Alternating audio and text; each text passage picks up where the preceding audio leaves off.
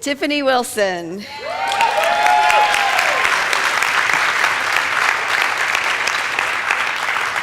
And she and Christopher have been friends for about 20 years, so Christopher brought her to us. Thank you, Christopher. So since January, we have been on a soul trek, and just a slight review. In order to go on a soul trek or any kind of a trek at all, we need to have courage and the willingness to change. And even small changes can make a difference in our lives. We talked about the idea of packing for the trip, and for us that would be the 5 unity principles. God is good, God is within all beings, we create our reality through our thoughts and our words, and we are strong believers in prayer and meditation and living these truths in the world. The month of March was about letting go and releasing, because in order to go on a trek, in order to be even on the spiritual path, we need to let go, we need to release, and we need to make room. Last week we had a potlatch where we invited you to bring an item of value, and the sanctuary was filled with items, and everyone also took an item home. So it was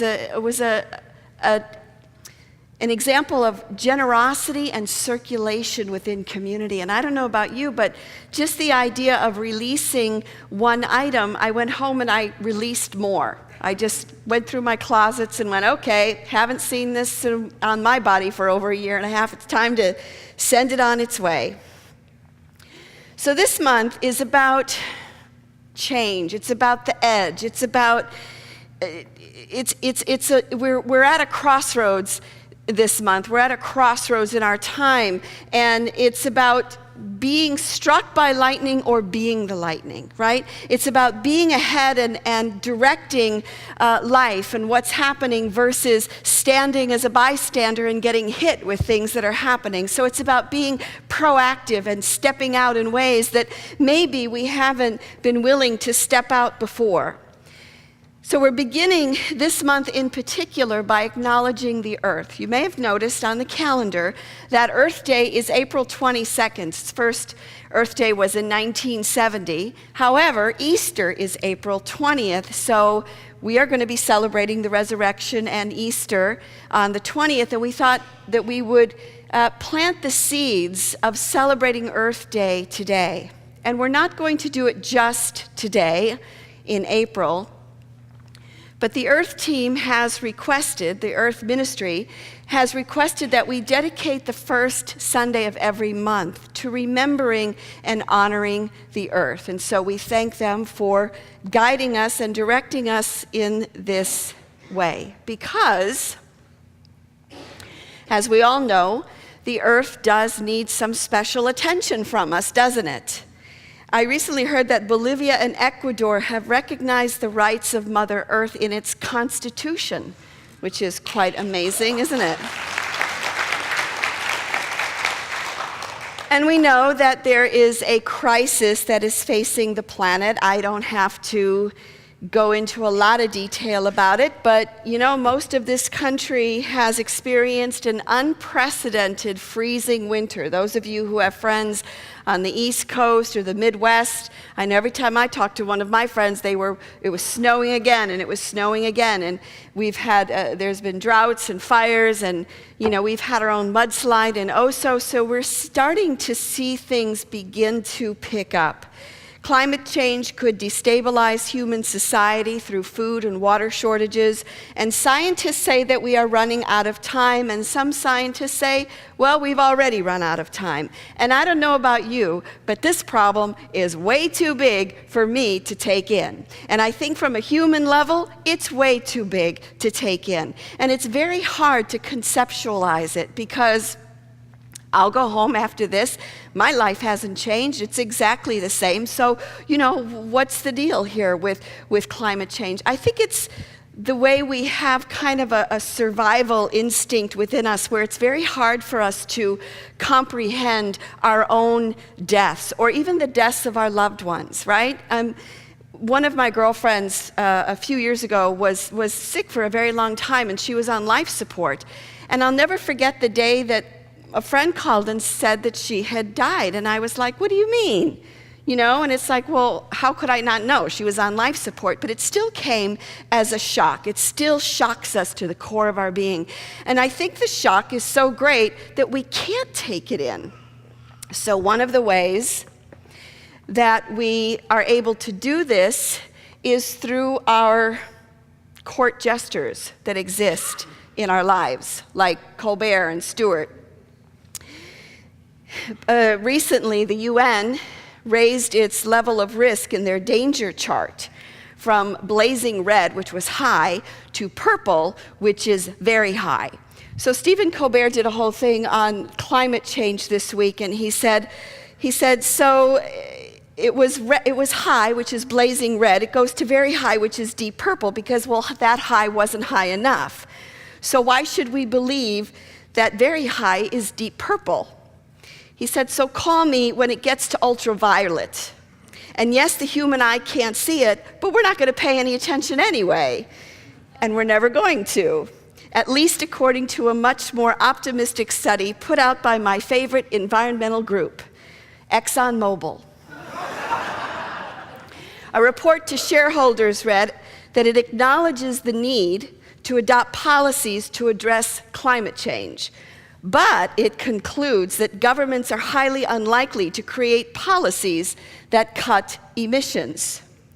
And Exxon knows what they are talking about because they contribute $20 million annually to the American Petroleum Institute, which lobbies against climate change legislation. So the government in action increases Exxon's share price, and then Exxon then uses the money to influence politicians.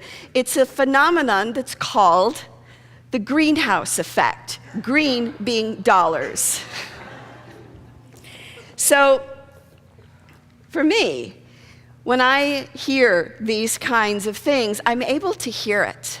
I'm able to listen to it because comedians are truth tellers, and they have a way of speaking the truth in a way that it's like, all right, yes, this is absolutely ridiculous. I can see the absurdity and the ridiculousness. Okay, we've gone from blazing red to purple, and then we're going to keep raising it higher and higher, but what does it all mean? So I don't believe that we can solve this problem from a purely human and intellectual perspective, although obviously we need our intellects, right? We need our intellects. We need to take action. We need to get the best minds together to figure out a solution to our problems.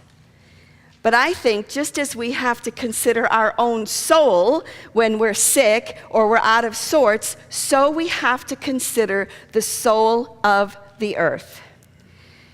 Just as we have a soul, so does the earth. We are made of spirit, soul, and body, right? Charles Fillmore said that the soul was the pivotal point between spirit and body. The soul is that imprint within us. It is that part of us that we take with us from lifetime to lifetime, if you believe in reincarnation.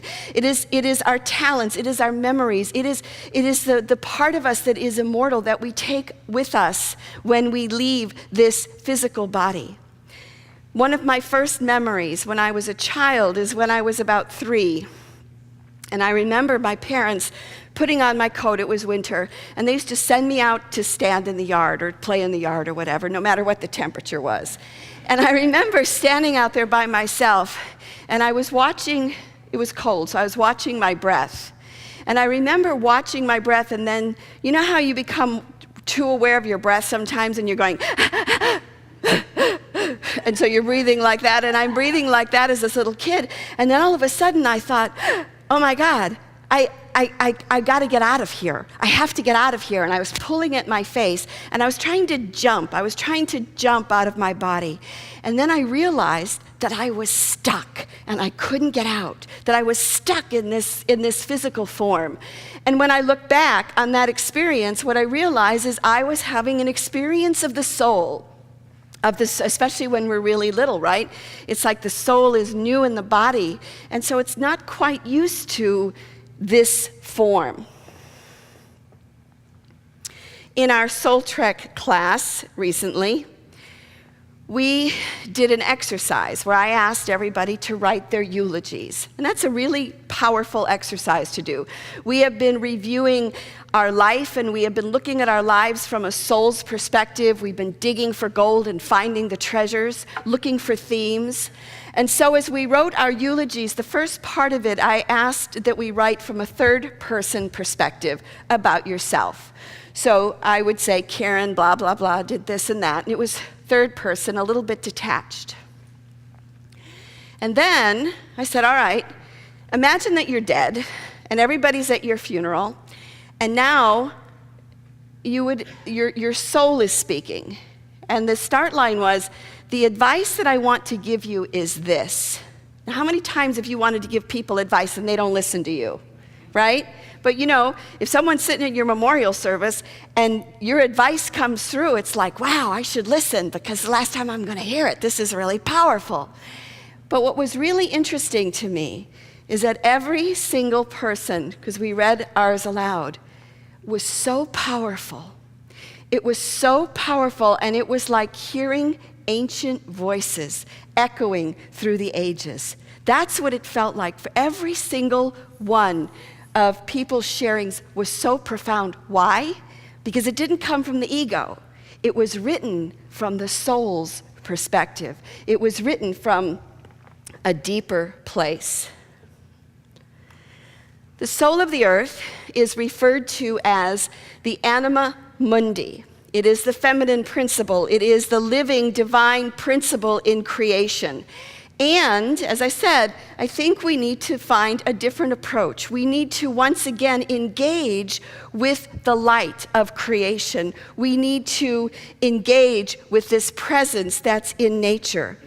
The ancients and the native peoples did this every single day, didn't they? With their chants and their rituals and drumming and singing and cooking. Everything was a ritual and a dance with all of creation, and we have lost that in our Western tradition. Why? Well, all we have to do is open the Old Testament. What does the Old Testament say? God created the world, and the world was good, and man shall have dominion over all of it. And we've had dominion over all of it. And look at what we've done. We've created a relationship with this planet that it is there for us to serve us. And so we need to change that movement from I own you to I and thou. I love you. I see your soul. I see your light. So I think we need to use our imaginations. Go back to when we were kids, when we were listening to fairy tales, or back to your ancient roots, whether you're Native African or Irish. You know, what was your tradition that was used by your ancestors? Call in the nature spirits, call in the devas, call in the angels to help you. It's what Findhorn, the community in Scotland, is based on, isn't it? They grew these giant vegetables. Well, how? They were talking to the angels and the nature spirits. We have this incredible opportunity in the Northwest to see the tulips. When was the last time you saw the tulips? I don't go often enough. And when I go, I'm astounded by the color, and I'm astounded by the life that just seems to be popping out in thousands in those fields. It's an amazing sight. Rudolf Steiner, the founder of Waldorf, has a whole philosophy on gardening. And one time when I was back at the village, I ran into an old friend of mine, and I said, how you been doing? And he said, fine. He says, you know what I've been doing? I've been gardening. I go, really? And he said, yeah, and I've been doing it all according to like Rudolf Steiner. And it's crazy. He said, it's so crazy. I said, like what? He says, well, like one of the things he says is, you know, the kind of manure you should use is taken from an animal who has horns. Why? Because the horns connect to the cosmos, and it connects to the stars, and it pulls in the energy from the universe, and then it brings it into the earth. And I was like, really? And he's like, yeah, but you know what? It works. It works. I have this amazing garden. And so we have kind of lost touch with those experiences. I mean, in the old Farmer's Almanac, it says, in the last quarter, in the dark of the moon, it's the best time for killing weeds, for thinning, for pruning, for mowing, for cutting timber. Get your hair cut when the moon is in a fire sign because it won't grow back as quickly. Those are the ancient laws that we have forgotten about. And so I believe that the soul of the earth, that we need to connect to the soul of the earth and allow the soul of the earth to speak through each one of us and for us to hear it. Just the same way as when we wrote our eulogies and we heard our souls coming through this message, we need to be open to hearing the soul of the earth. So, you have some paper in your bulletin, and if you don't, the ushers need to come around and give it to you. Now, this was the brainchild of the Earth Care Ministry team. Raise your hand if you need one of these.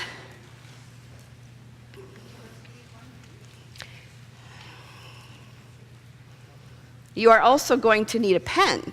So if you would grab a pen from your purse or look around in front of you, and after we pass these out, I will see if anybody needs a pen.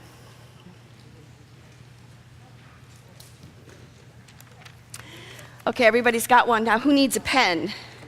Raise your hand if you need a pen. We've got a couple people over here. So ushers, do you have any pens?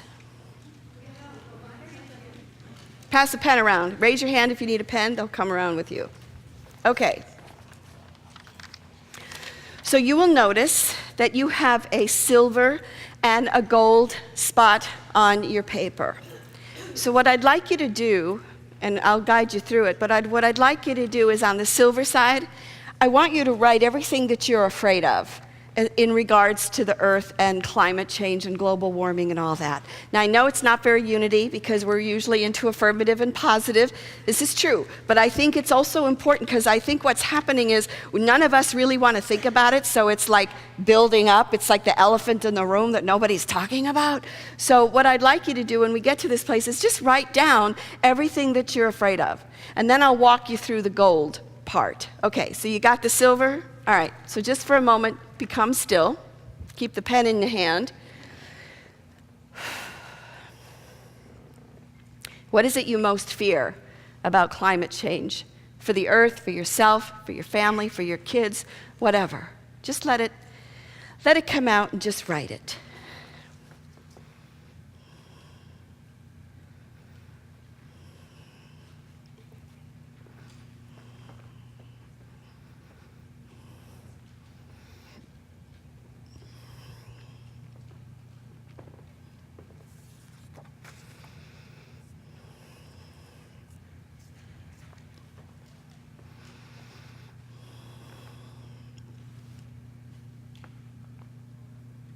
You notice we didn't give you a lot of room.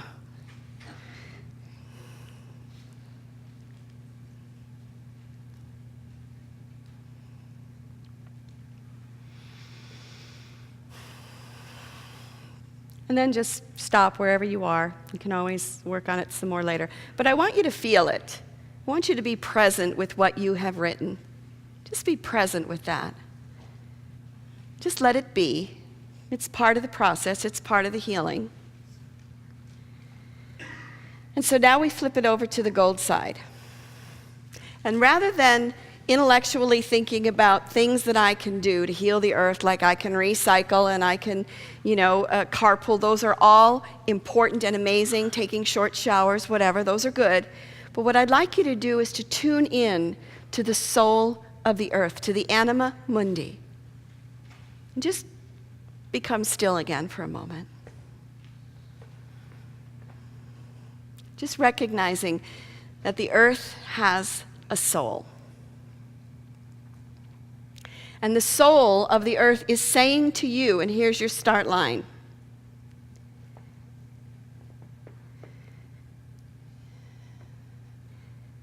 The way you can heal me is. The way you can heal me is. This is the earth talking. The way you can heal me is, let the soul of the earth speak.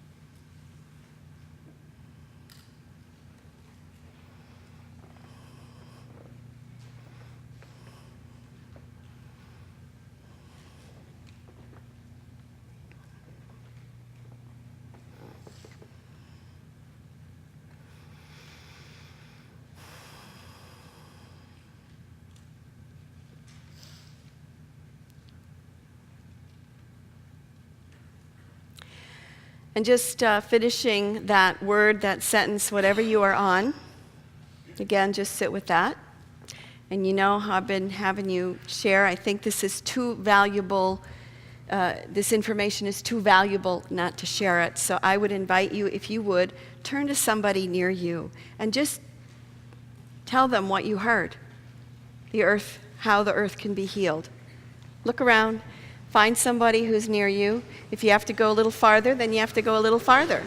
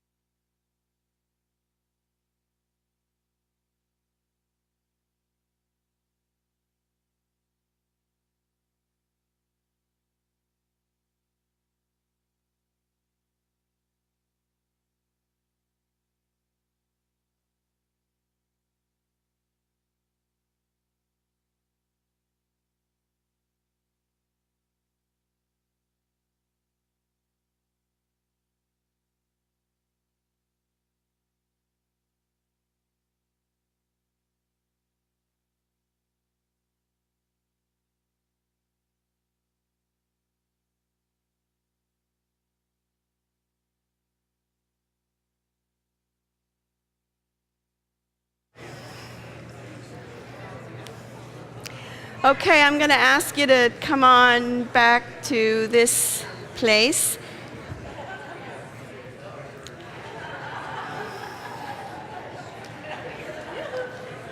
And we notice that this is a different voice. This is a different voice than we normally hear. So if you would, just shout out a couple of the things that you wrote. How you can heal the earth, or how the earth wants you to heal it. What can you do?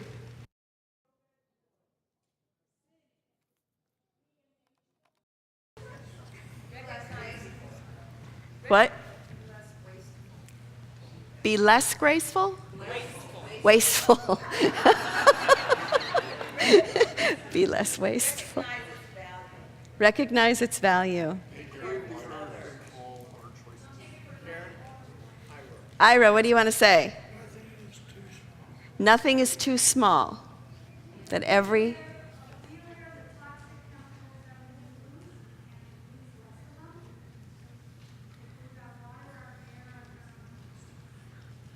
Okay. Be still. Use the car less.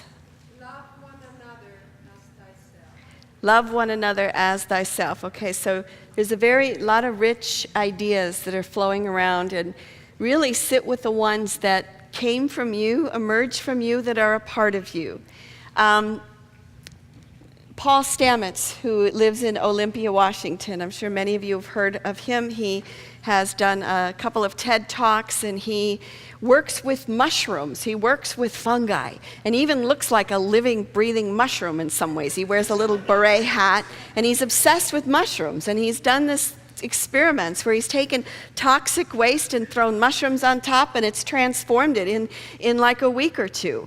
And that's his expression of the earth's soul. A musician said this about him, said that he opens himself to information about fungi the same way that I open myself to a new song that is out there waiting to be found. So there is the soul of the earth is seeking us to awaken it once again, or for us at least to see it, and to see and behold that light that dwells within it. So we acknowledge planet Earth as a spiritual being. We listen to her soul through nature. I want to share with you the Hopi prayer. Where are you living? What are you doing? What are your relationships? Are you in right relation? Where is your water? Know your garden. It is time to speak your truth, create your community, and be good to each other. And do not look outside yourself for the leader. We are here to welcome the Anima Mundi. We are here to welcome her soul. We are here to welcome her presence back to us.